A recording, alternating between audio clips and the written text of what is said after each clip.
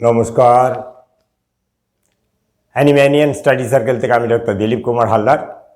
আজকে রুব্রিক পর্বের দ্বাদশ পর্ব।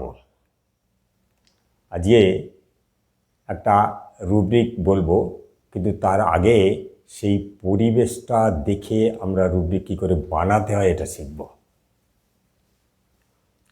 অর্থাৎ রুব্রিক বানানোর জন্য যে ইনফরমেশানটা দরকার, অর্থাৎ রুগীর থেকে শুনে হোক, রুগীর থেকে দেখে হোক, তার থেকে আমার একটা অবজারভেশান থেকেও হতে পারে, শুনেও হতে পারে, বা তার সঙ্গী সাথীর থেকে ইনফরমেশান নিয়েও হতে পারে।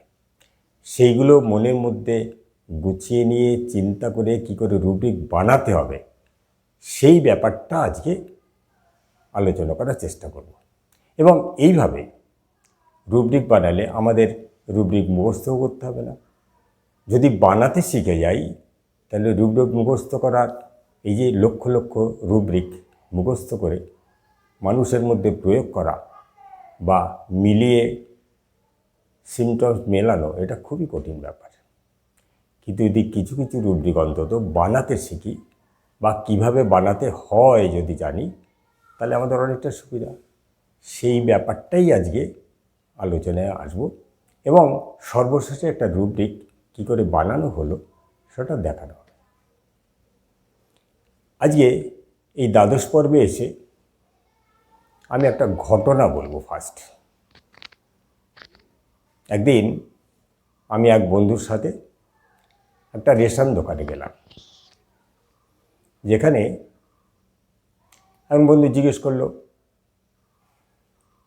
শেষ লাইন কোথায়? তখন একটা মহিলা, বছর 30-35 মহিলা, সে বলল, লাস্ট লাইন তো শ্মশানে, বলে একটা হাসি দিয়ে ফেলল। একটা সুন্দর হাসি, বলা যেতে পারে মিষ্টি হাসিও বলতে পারেন, কিন্তু শব্দ ছাড়া, অর্থাৎ স্মাইলিংয়ের দলে ফেলা যায়। এটা দিয়ে কী হলো? এই যে কথাটা বলল, তার পরের মুহূর্তেই বলল কি, আমার দুজন বাদে। দেখুন ব্যাপারটা কি, ও এমন একটা কথা বলল, হয়তো মজা করলো, রসিকতা করলো, কিন্তু যে ব্যাপারটা বলল ওটা জাগতিক সত্য, প্রাকৃতিক সত্য বা জীবনের সত্য। সত্যিই তো, যারা বিশেষ করে হিন্দু ধর্মের মানুষ, তারা মরার পরে লাস্ট শ্মশানেই লাইন দিতে হয়। তার সাথে মিলিয়ে আজকের লাইন সম্বন্ধে উনি বললেন। এটা কি? এইটাকে যদি আমরা ভাবি, এইগুলো কি, এইগুলো যদি ভেবে একটু একটু করে রুব্রিক ভাবার চেষ্টা করি, তাহলেই আমরা আসল জায়গায় পৌঁছে যাব। এই যে জগতের নিয়মের সাথে মিল রেখে একটা কথা বলার চেষ্টা করা, এটা দেখুন এই কেসে, এই ঘটনার পরে আর একটা জায়গা আছে। কি বলছে? এইভাবে লাইন দাঁড়িয়েছে, লাইন দাঁড়িয়ে এবার উনি বলছেন, আমি একটু পাশে ওই দেওয়ালটায় একটু হেলান দিয়ে দাঁড়াই, আপনারা দুজন আগে আমি আছি। আমি সব দেখছি। গিয়ে পাশে একটা পিলার ছিল, সেই পিলারে হেলান দিয়ে দাঁড়ানো। এবং এই যে ব্যাপারটা বলল, তারপর হাসি দিয়ে ব্যাপারটা সুন্দর করে ম্যানেজ করে সে আবার বলল, আমার দুজন পরে। তাহলে কি করলো? বুদ্ধিমত্তার সাথে সে পরিবেশটাকে ম্যানেজ করলো, বুদ্ধিমত্তার সঙ্গে পরিস্থিতিটা ম্যানেজ করলো, অথচ আপনার সঙ্গে একটু রসিকতাও করলো।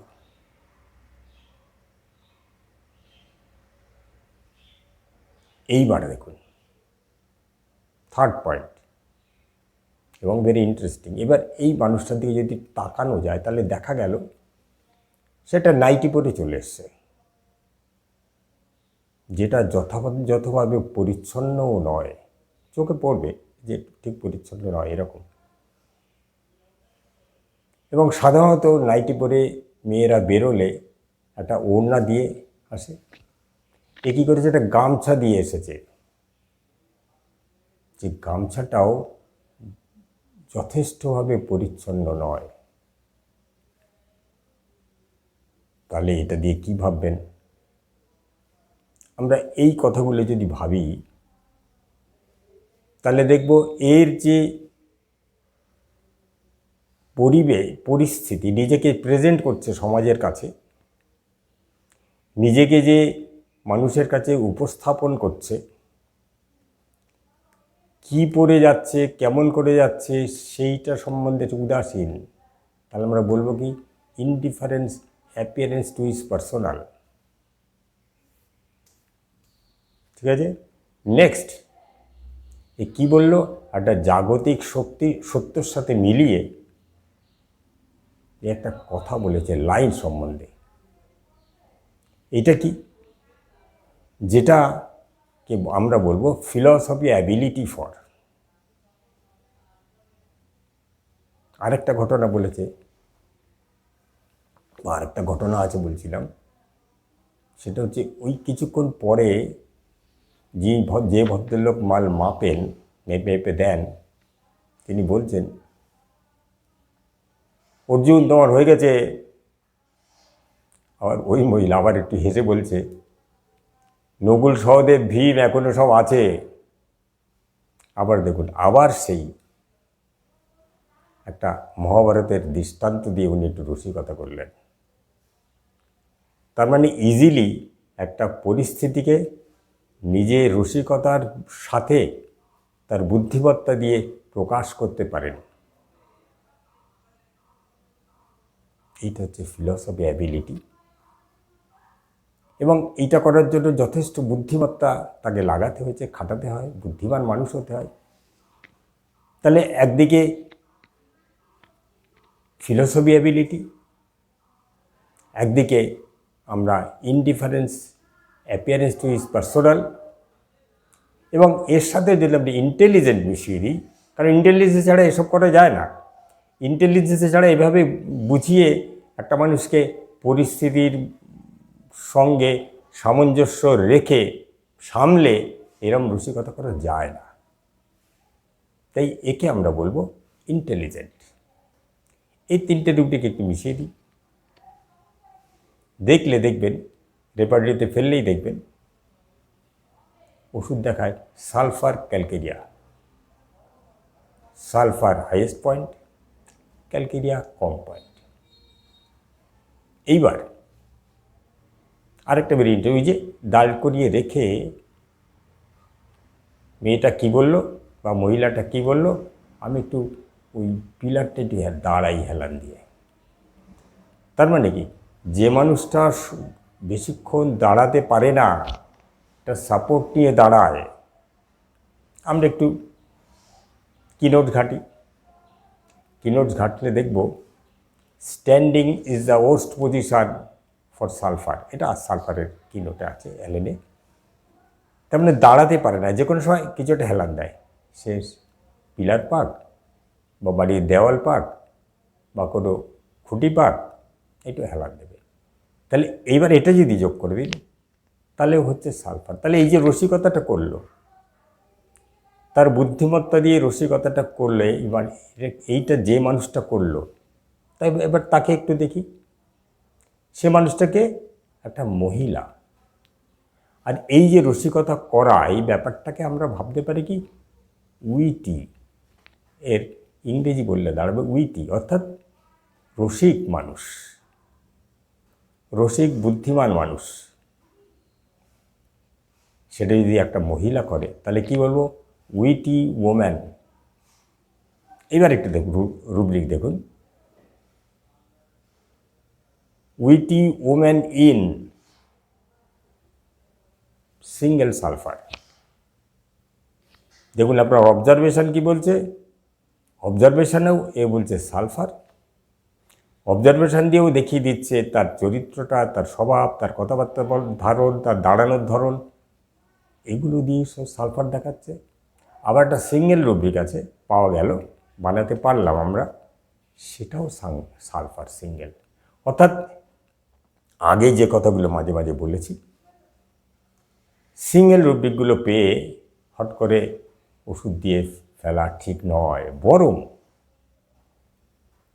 সেই জায়গায় তার সাপোর্টিং রুব্রিক, তার সাইড রুব্রিক, তার আশেপাশের কন্ডিশনটা মিলিয়ে নিয়ে নিতে হবে। এখানে দেখুন, আগে আমি মিলিয়ে নিয়ে দেখা গেল সেইগুলো দিলে সালফার আসে, আর এইটা যখন রুব্রিক বানানো গেল সেখানেও দেখা গেল সিঙ্গেল সালফার। সো আজকের 12th রুব্রিক,